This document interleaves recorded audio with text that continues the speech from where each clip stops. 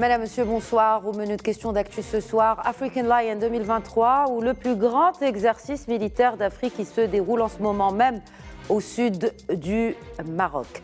Lancés le 5 juin dernier, les exercices militaires conjoints se poursuivent jusqu'au 16 de ce même mois, avec 8000 participants de quelques 18 pays, 7 endroits différents du royaume, à savoir Kenitra, Ben Guerir, Tifnit, Agadir, Tiznit, Tantan et El Mahbas.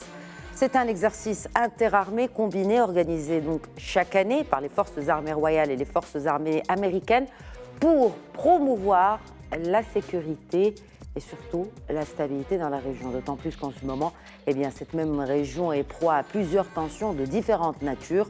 Alors l'objectif cette année d'ailleurs est de préparer ou de se préparer au nouveau type de menaces dans un continent, vous le savez, très mouvementé par les conflits armés entre autres. D'ailleurs, encore une fois, la priorité est accordée aux conflits asymétriques. Pour les moins initiés d'entre vous, nos experts nous expliqueront dans peu qu'est-ce qu'on veut dire par conflit asymétrique. Et rappelons aussi à cette occasion un fait très intéressant.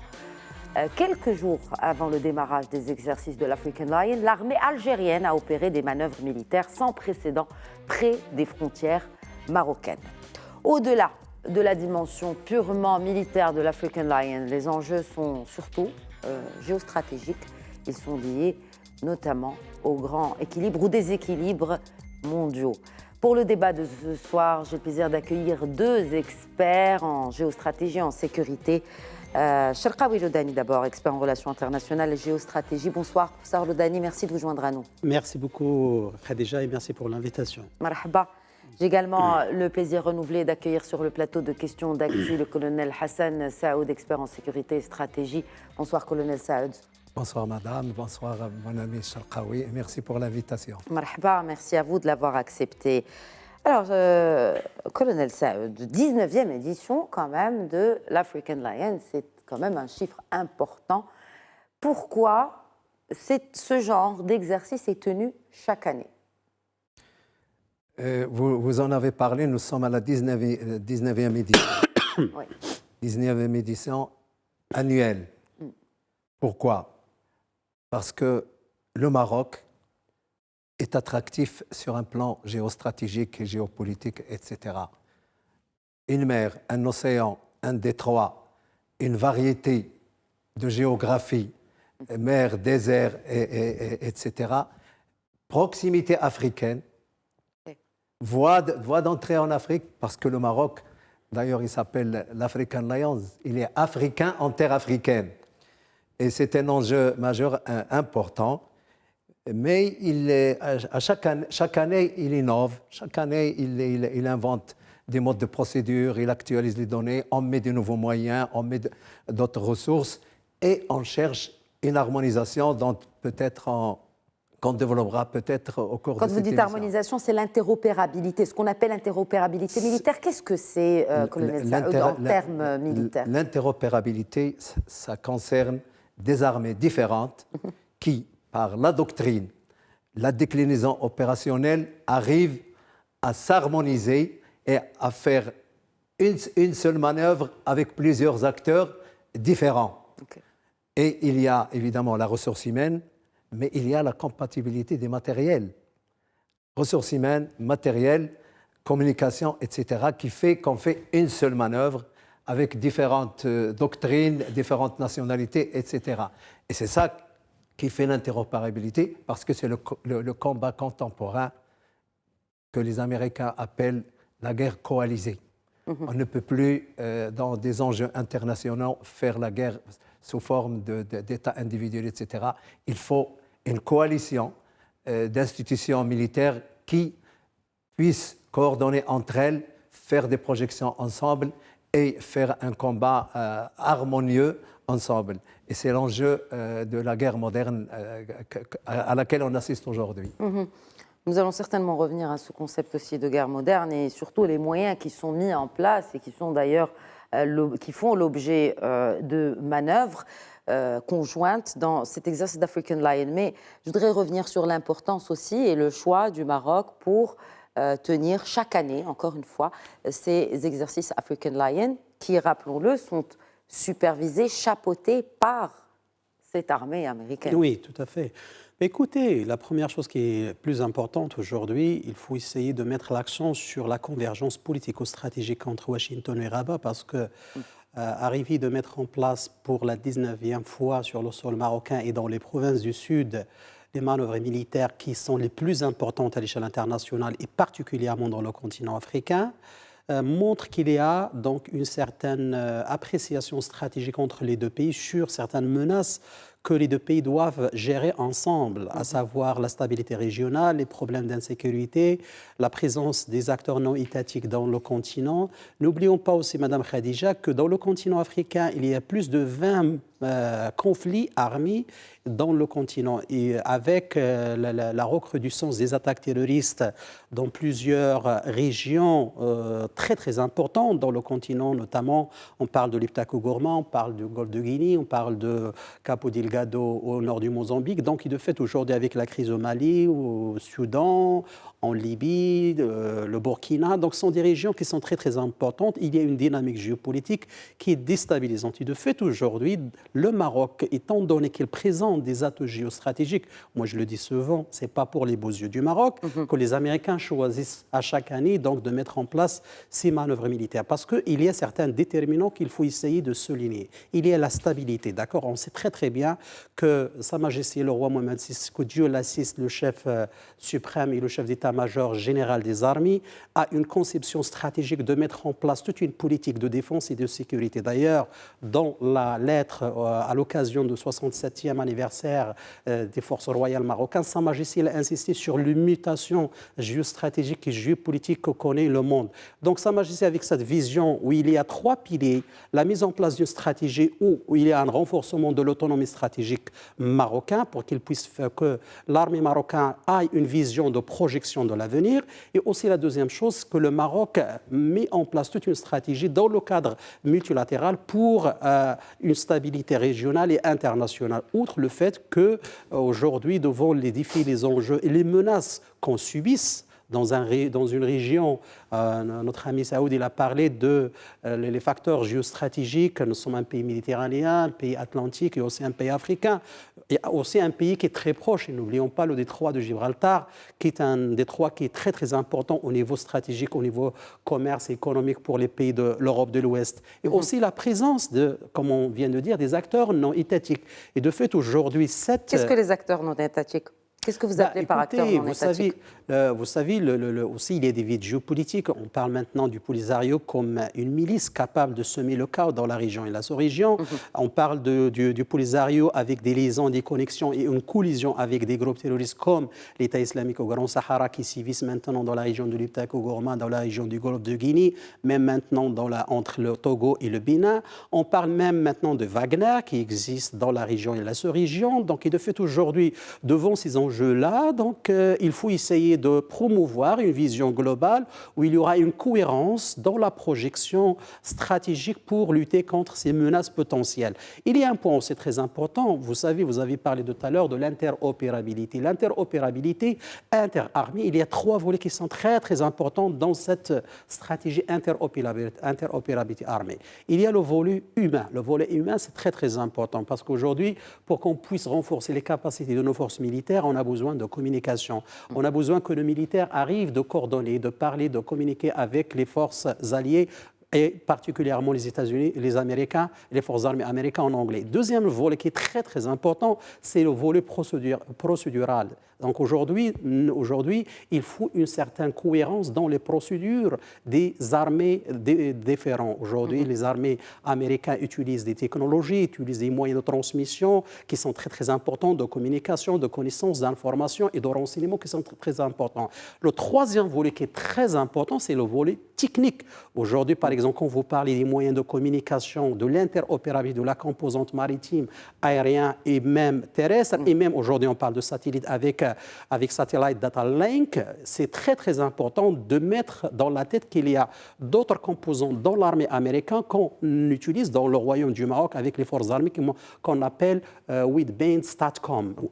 sont des datas qui sont très, très importantes dans la liaison entre les forces maritimes, les forces terrestres et aussi les forces aériennes. D'ailleurs, récemment, nous avions vu à Agadir une manœuvre, un exercice très, très important, aérolargage des forces militaires. D'ailleurs, il y a des forces qui vont venir de l'Italie, qui vont faire toute une simulation d'affrontement conventionnel et aussi donc, opérationnel et même au niveau tactique. Et tout ça, on a besoin de coordonner, d'harmoniser et aussi de créer des mécanismes de coopération au niveau de langage, au niveau de communication et au niveau de transmission. Les données, les informations dans un temps réel de combat. C'est ce que vous dites va à l'encontre de certaines voix qui s'élèvent pour dire que les États-Unis ne sont plus aussi présents sur le sol africain que ce fut le cas il y a quelques décennies, colonel Saoud.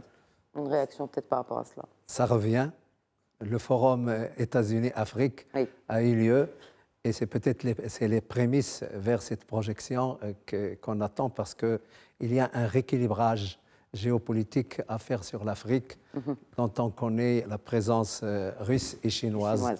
Et donc il y a et le Maroc est une porte d'entrée parce qu'il a choisi depuis l'avènement de Sa Majesté le Roi le prolongement et la profondeur stratégique africaine. C'est l'un des paramètres qui ont permis de réaliser cela. Maintenant, cette manœuvre, on est passé du bilatéral, on est arrivé dès avant après au multinational. C'est très important.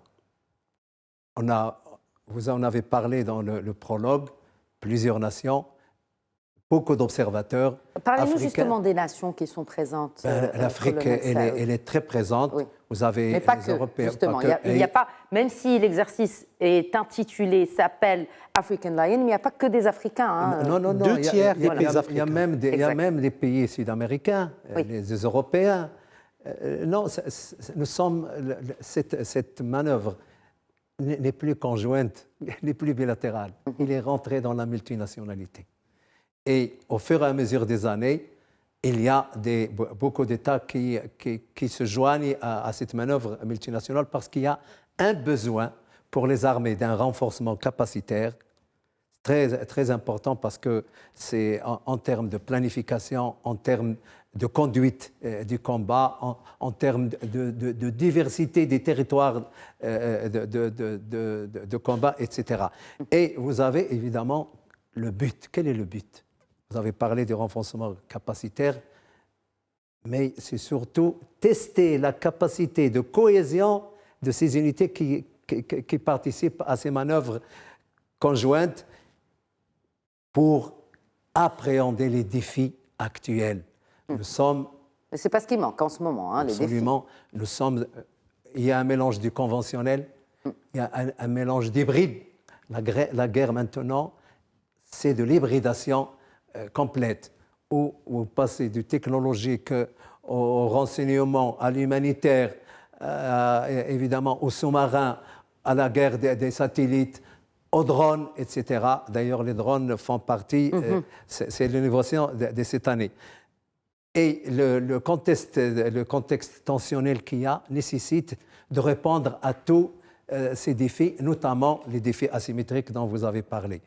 Et l'asymétrie, c'est le décalage entre la puissance des armées les unes par rapport aux autres, en termes d'aguerrissement, en termes de moyens, en termes évidemment de puissance de projection. Et la projection ici est importante dans cette manœuvre. Mais vous avez aussi une asymétrie au profit du faible. Le terrorisme profite de cette asymétrie par la fluidité. Et ça fait partie des thématiques dont on parle dans cette manœuvre multinationale. Il y a évidemment cette stratégie, il est dans toute la hiérarchie, depuis les états-majors jusqu'au terrain de l'exercice. Parce que les cadres qui participent à ces manœuvres sont dans les états-majors au niveau de la planification. au niveau de comment dérouler un exercice, et ça va jusqu'aux gens qui exécutent. Donc nous avons des strates importantes, mais qui sont, même quand ils sont, si vous voulez, verticales, il y a de la fluidité, et il y a de l'initiative, et c'est le combat d'aujourd'hui.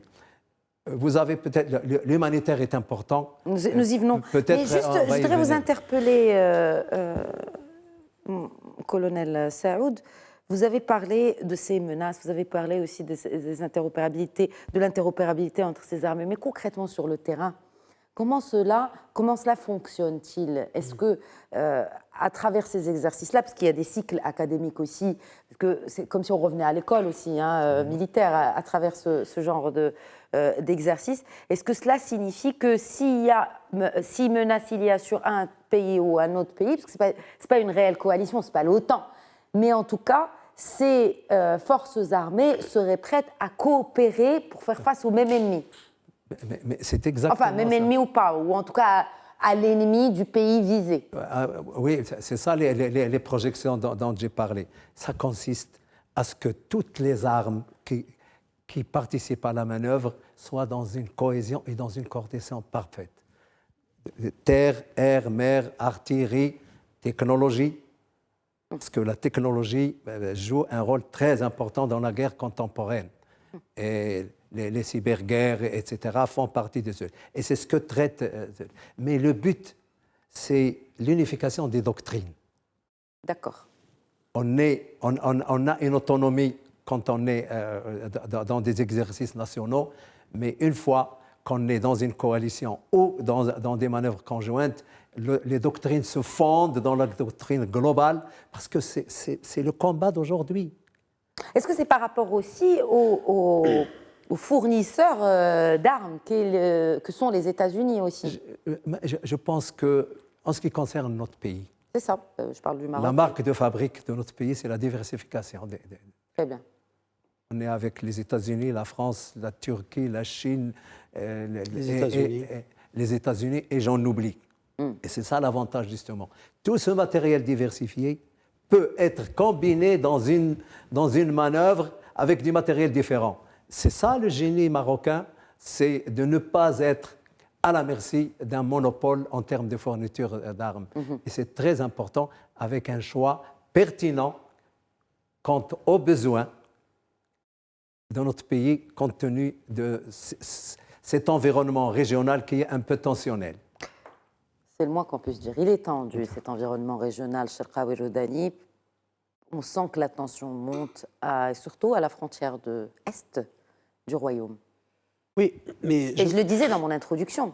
Après, c'est un hasard du calendrier ou pas, mais quelques jours avant le démarrage, donc quelques jours avant le 5 juin, démarrage des exercices de l'African Lion, qui se tiennent encore une fois dans cette région du royaume, mais principalement dans le sud et dans les provinces du sud du royaume, notamment Al-Mahbes, eh bien, quelques jours seulement avant le démarrage de ces exercices, le voisin de l'Est a décidé de mener des manœuvres militaires à cette même frontière. Vous savez, moi je pense que c'est très, très important de souligner la vision et le regard visionnaire de Sa Majesté le roi Mohamed VI, que Dieu l'assiste, chef suprême et chef d'état-major général des armées. Aujourd'hui, le Maroc, dans une perspective d'évoluer donc dans un cadre multilatéralisme sécuritaire. Donc, et de fait, aujourd'hui, ces manœuvres militaires rentrent dans cette vision de Sa Majesté, de renforcer les capacités du Royaume du Maroc et des forces armées marocaines pour qu'ils puissent être dans un système d'alliance capable de faire face à certaines menaces. Donc le souci de Sa Majesté le roi Mohamed VI en tant que chef suprême et chef d'état-major général, c'est la stabilité de l'ordre régional et l'ordre international, et que le Maroc aura la capacité de promouvoir la paix et la sécurité dans la région et la sous-région. D'ailleurs, le Maroc, dans la bande sahélo-saharienne, contre le terrorisme, il joue un rôle très très important, comme dans d'autres régions. Et de fait, aujourd'hui, devant ces enjeux-là, donc on va revenir à cette interopérabilité, si vous me permettez, Madame Khadija. Aujourd'hui, lorsqu'on parle d'interopérabilité, on parle d'un concept qui est très très important, qui est très très important dans la façon de concevoir un travail de plusieurs forces militaires dans un cadre multilatéral pour faire face à certains défis et enjeux géostratégiques et les défis des enjeux qui animent aujourd'hui la dynamique géopolitique le continent africain. D'ailleurs, aujourd'hui, il faut le savoir que la doctrine géopolitique américaine principale, c'est l'Indo-Pacifique élargi, y compris le continent africain. Donc, le Maroc, c'est un pays pilier dans la doctrine géopolitique du sud de l'Atlantique. Le sud de l'Atlantique, c'est une région qui est très importante, c'est le corridor où il y a un passage ou bien des potentialités énormes pour la paix, pour la sécurité, que ce soit économique, énergétique, du continent africain et le monde entier. Et donc, de fait, aujourd'hui, le Maroc, pour ces manœuvres militaires, d'ailleurs, il faut le souligner, le Maroc participe avec les États-Unis chaque année, il y a 100 exercices et manœuvres militaires. Je peux citer par exemple Oman Game Express, Cutlass Express, Unified Accord, je peux parler Flintlock, je parle de Atlas Handshake Lightning, donc plusieurs manœuvres militaires. Donc aujourd'hui, ce qui est très très important dans ces manœuvres militaires, il y a une participation pour la première fois de 4 commandements américains. Il y a le commandement central des États-Unis, des forces armées américaines, il y a le commandement AFRICOM, il y a le commandement OPCOM, il y a le commandement CENTCOM, et aussi il y a le commandement des flottes, parce que d'ailleurs, il y a le Destroyer United States America, Arleigh Burke, qui maintenant, avec la frégate multimission marocaine Tariq Ben Ziyad, sont aujourd'hui dans des exercices militaires dans la ville d'Agadir. N'oublions pas aussi qu'il y a d'autres structures qui font partie du Pentagone qui aussi qui impriment cette année-là les manœuvres militaires. Je parle par exemple de l'agence américaine de lutte contre les menaces potentielles, qui s'appelle DTR, avec l'unité SS marocaine, l'unité de sauvetage et de secours, qui font partie des forces armées royales marocaines. Aussi sur des questions, donc on appelle les CBRNS, qu'on appelle chimiques, bactériologiques, radiologiques, et aussi, donc ça, ce sont des menaces qui sont potentielles. D'ailleurs, par exemple, l'exercice avant-hier dans le port d'Agadir, il y avait un exercice qui est extraordinaire, où il y avait une simulation des attaques de drones kamikazes avec des charges explosives. Et les 2 unités marocaines, à savoir l'agence américaine contre les menaces potentielles et UAS, l'unité de secours et de sauvetage, ont réussi d'endiguer la menace. Ça montre que, donc, essayer de renforcer cet échange de communication, de renseignements. N'oublions pas que ces manœuvres militaires aussi rentrent dans le cadre de renforcement de ce qu'on appelle le renseignement géostratégique, le renseignement géopolitique. Et de fait, aujourd'hui, le Maroc, avec les États-Unis, dans une vision cohérente de faire face à certaines menaces potentielles que connaît le continent africain, que connaît la Méditerranée, que connaît l'Atlantique du Sud, donc sont en train de travailler sur toute une conception stratégique avec aussi des partenaires stratégiques, de mettre en place toute une vision globale. N'oublions pas que le Royaume du Maroc, depuis le retour institutionnel à l'Union africaine, travaille sur l'architecture du système de défense collective dans le continent africain. Et je pense que ces manœuvres, comme Open Game Express, qui a été récemment au Nigeria avec les forces navales marocaines et américaines, rentrent dans cette conception stratégique de Sa Majesté le roi Mohamed VI, que Dieu l'assiste, le chef suprême et le chef d'état-major général, de préparer et aussi de renforcer les capacités des forces armées royales marocaines pour qu'ils puissent faire face ou défis aux enjeux de l'avenir. Vous n'avez pas répondu à ma question par rapport au contexte et au timing, le timing de ces manœuvres voisines. Permettez-moi, madame, de vous dire que comparaison n'est pas raison. Non, mais loin de moi. Loin de moi. De toute façon, c'est incomparable, en effet. Vous parlez des manœuvres du voisin, et ils sont au plus dans le bilatéral. Là, c'est des exercices nationaux, multilatéraux, qui ressemblent plus à de la provocation qu'à un souci de géopolitique ou d'une sécurité régionale, etc. On ne joue pas dans la même division.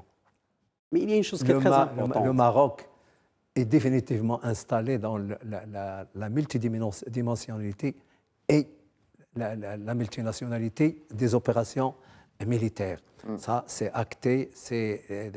Et évidemment, cet exercice sera projeté en Tunisie, la Méditerranée, et au Ghana, l'Atlantique Sud, dont le Maroc fait tout pour réunir les acteurs et les États de cette région. C'est très important. Donc, c'est le Maroc qui introduit toutes ces nations. Donc, les manœuvres nationales et tout ça à la frontière, nous les regardons.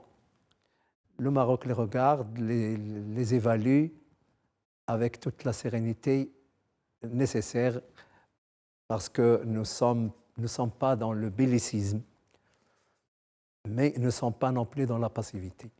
Alors, on n'est pas dans la passivité, et d'ailleurs, vous l'avez évoqué à juste titre, Sharqawi Roudani, tout à l'heure, on s'entraîne à lutter contre des attaques de drones suicides, les forces armées royales.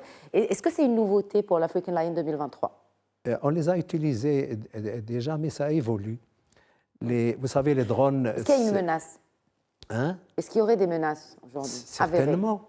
Quand on sait que, via l'Algérie, l'Iran a peut-être, par le biais du Hezbollah, a peut-être donné des drones au Polisario, le Maroc s'y prépare. Nous sommes dans l'anticipation.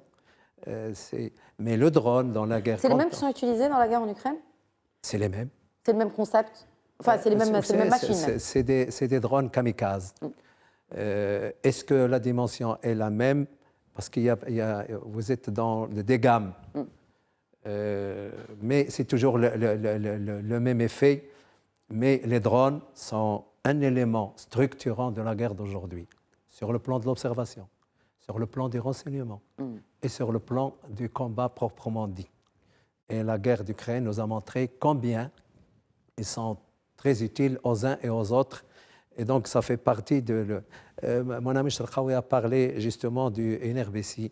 C'est le nucléaire, et Dieu sait combien on a banalisé le nucléaire par rapport à cette guerre russo-ukrainienne.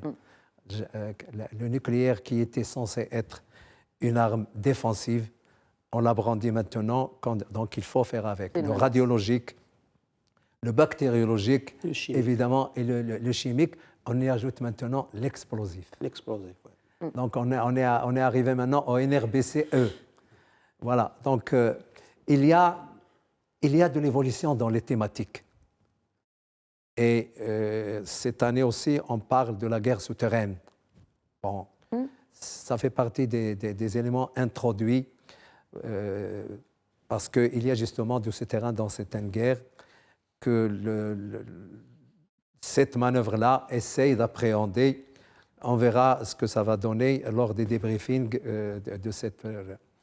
Je ne sais pas si l'humanitaire... Oui, ça vient, vous vouliez réagir tout à l'heure. Oui, je voulais réagir sur la question de l'Algérie. Moi, j'ai une réponse très simple et un petit peu concise. C'est que l'Algérie, aujourd'hui, il gère son déclassement dans le multilatéralisme à l'échelle internationale, que ce soit multilatéralisme diplomatique ou sécuritaire.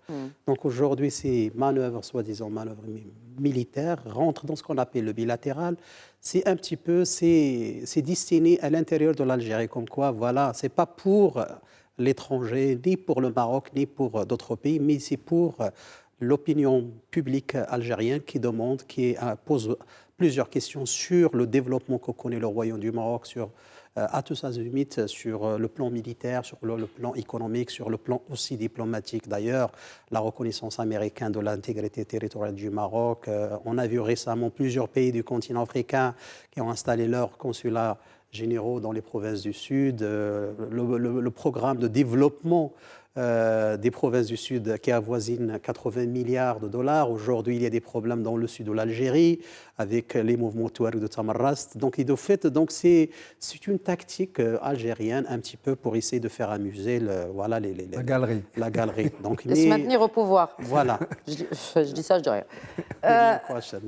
Alors, juste avant de passer à ce volet très important, le volet humanitaire, alors pour la clôture, en beauté d'ailleurs, c'est prévu pour les 16 juin, il y a cet exercice tactique, un exercice où toutes les composantes des armées, à savoir l'air, terre et mer, sont déployées simultanément, colonel Saoud. C'est le but de la manœuvre, c'est l'action simultanée de toutes les composantes dans un combat. Terre, air, mer, des fois sous-marine, télécommunications, satellites. Donc c'est ce qu'on appelle les manœuvres intégrées ou combinées, mais qui se déroulent en même temps sur un champ de bataille. Et c'est ça la guerre moderne en ce moment. Et qu'en est-il des lance-roquettes HIMARS qui Oui, c'est le HIMARS, c'est une nouvelle, c'est des missiles nouveaux d'une grande portée. Ça va jusqu'à 300 km. Très intelligent. C'est les derniers, enfin, c'est parmi les derniers de missiles américains très importants en termes de portée et d'efficacité. Parce qu'à un moment donné, ils sont intelligents et ils sont un peu furtifs, semble-t-il. Le missile le plus intelligent qui est utilisé dans ces manœuvres, c'est le GSOW, Joint Stand-Off Weapon.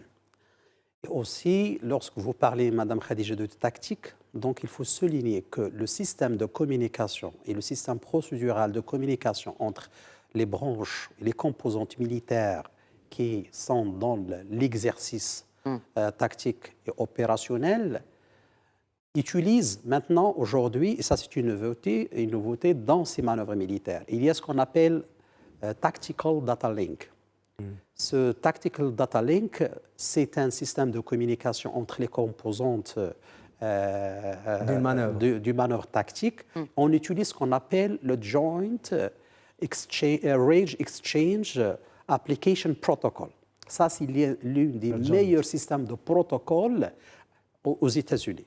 Au niveau des forces navales, on utilise un Link 22, ce qu'on appelle MDL, Marine Data Link.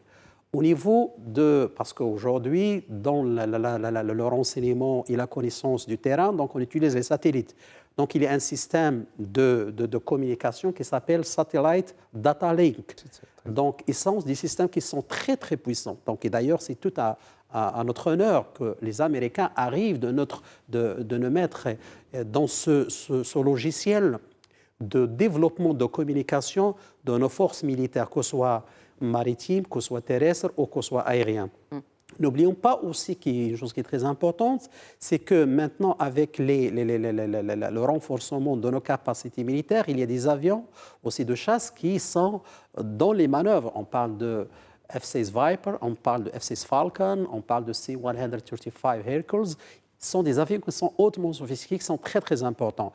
Outre le fait qu'on parle du USS Destroyer Al Reich Burke, qui fait partie de la 6e flotte qui est installée entre la Méditerranée et aussi l'Atlantique. Et donc, de fait, aujourd'hui, nous sommes vraiment dans des manœuvres militaires où il y a le volet stratégique, il y a le volet opérationnel, il y a le volet tactique. Et de fait, aujourd'hui, devant cette force d'attrition qui est en train de... Parce qu'aujourd'hui, j'aimerais bien rajouter un point qui est très important, c'est qu'aujourd'hui, le monde n'est plus dans ce qu'on appelle la guerre conventionnelle. Nous sommes dans une guerre asymétrique, ou bien ce qu'on appelle de sharp power. Le sharp power utilise beaucoup de manœuvres et de composantes pour détruire l'adversaire ou bien l'ennemi. Donc, c'est pourquoi aujourd'hui, on parle de ce qu'on appelle la proxysation, par exemple, de la guerre. C'est-à-dire, à travers des acteurs non étatiques, donc l'adversaire pourrait déstabiliser la région, la sous-région, sans qu'ils interviennent dans une confrontation conventionnelle militaire. Donc, de fait, aujourd'hui, ces manœuvres militaires, c'est une première chose, la première fois. Donc, aujourd'hui, avec la menace potentielle il faut le dire, c'est une question de temps. Les groupes terroristes, dans peu de temps, dans le Sahel, vont disposer des drones. Un drone coûte combien ? Ça dépend. 30 000 dollars. 30 000 dollars. Il y a du bas de gamme. Il y a du bas de gamme. Mais il est capable. 30 000 mais au niveau opérationnel, si un drone qui coûte 20 000 dollars ou 30 000 dollars, il pourrait changer toute une doctrine militaire d'un pays. Parce que avec des images, avec machin, tout ça, il peut connaître le déplacement et aussi la position des unités. Une mise au point, la guerre conventionnelle n'a pas disparu. Bien sûr.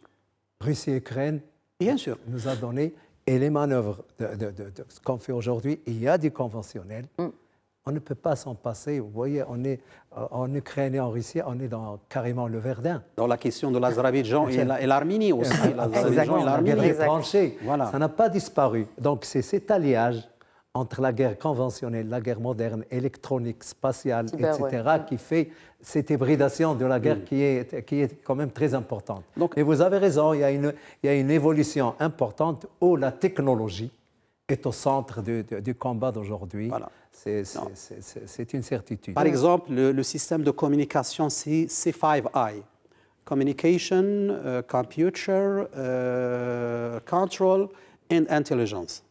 Ça, c'est le système de communication interopérable des armées américaines le plus avancé dans le monde.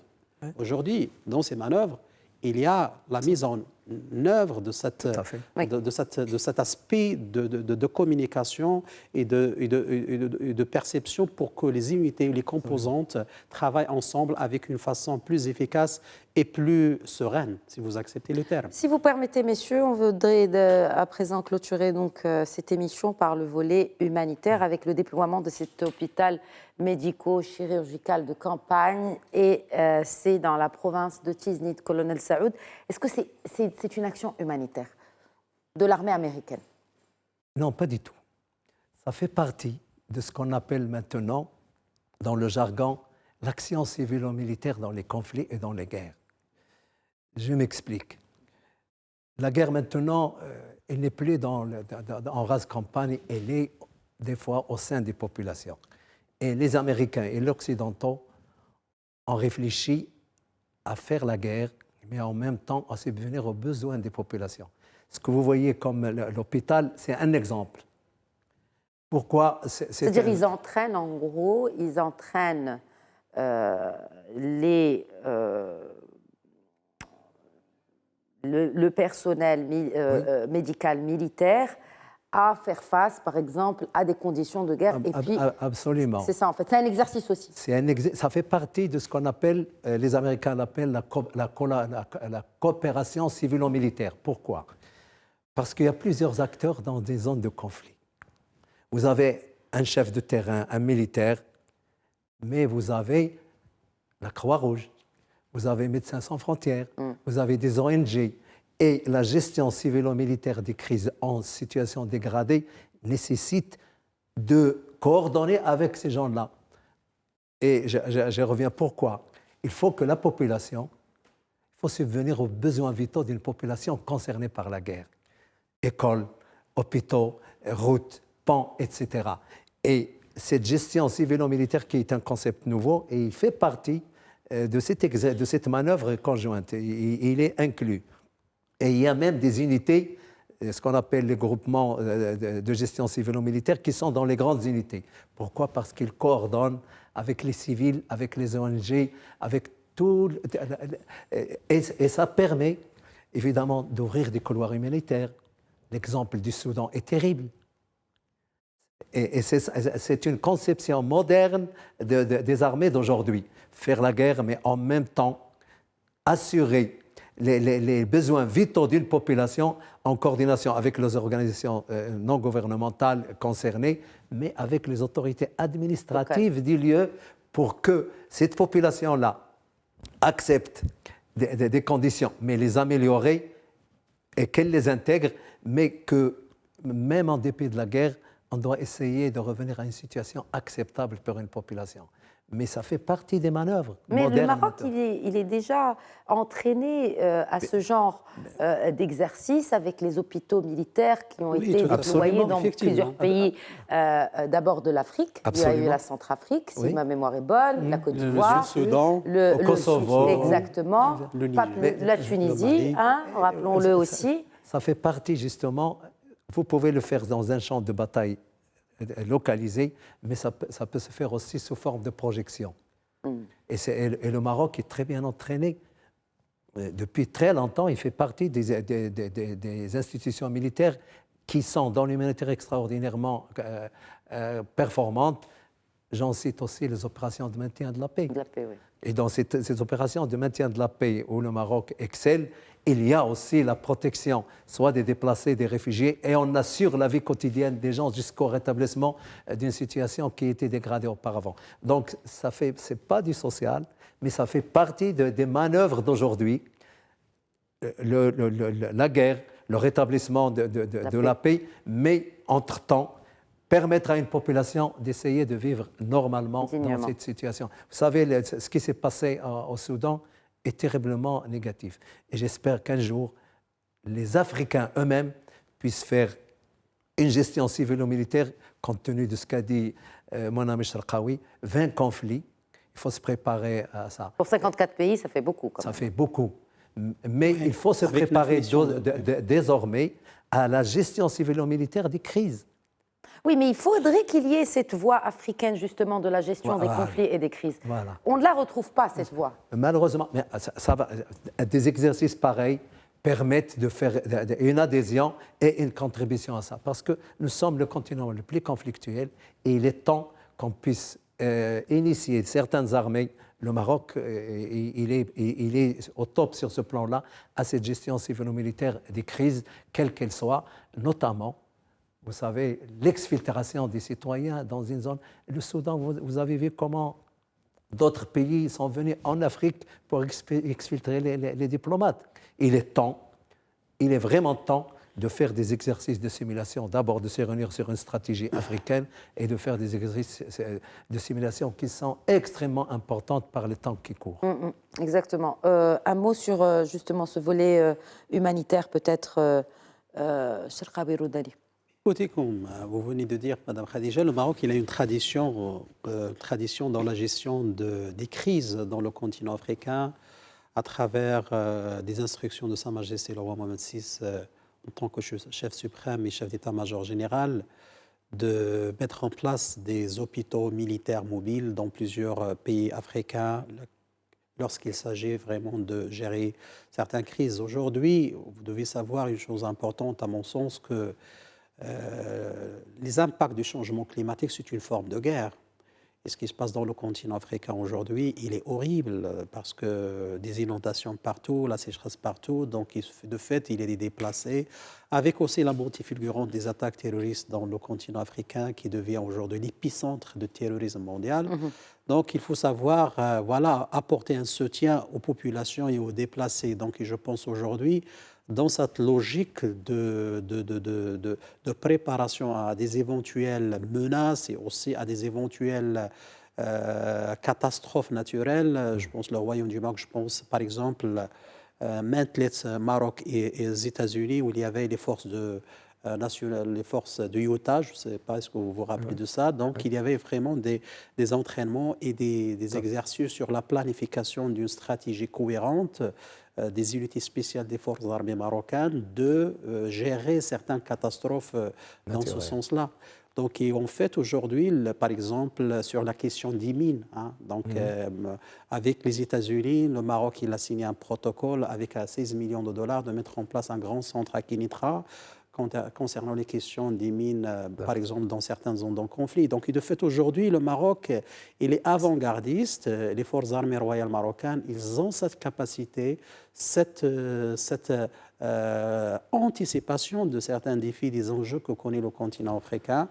Et donc, d'ailleurs, aujourd'hui, avec aussi même ce qui se passe à chaque été, donc il y a le feu partout. Donc on est obligé de se préparer, de mener toute une vision globale où il y a le côté humain. Parce que l'objectif, c'est la stabilité, c'est la sécurité de qui? Des citoyens du continent africain. Et de fait, il y a le plan cette dimension humanitaire. Donc, au niveau même opérationnel et stratégique, donc la vision politico-stratégique entre le Maroc et les États-Unis, il y a cette communication vraiment ouverte sur ces défis et ces enjeux. Et l'élément humain, comme Sa Majesté l'a bien souligné dans la 67e anniversaire des Forces armées royales, l'élément humain joue un rôle très important dans cette culture de promouvoir la paix et la sécurité et notamment de gérer l'humanitaire. Et de gérer aussi les crises futures. Et il y a eu aussi l'annonce, à l'occasion du 60e anniversaire de la création des phares, l'annonce de la création du Centre royal des études et recherche de défense, une nouveauté pour clore le débat Colonel Saoud.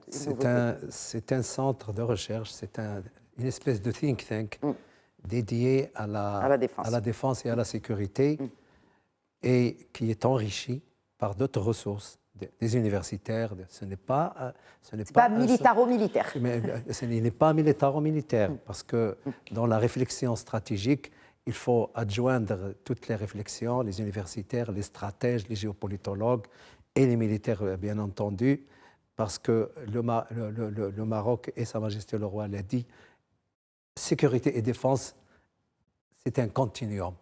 Oui. On ne peut plus parler de menaces extérieures ou de menaces intérieures. C'est fini.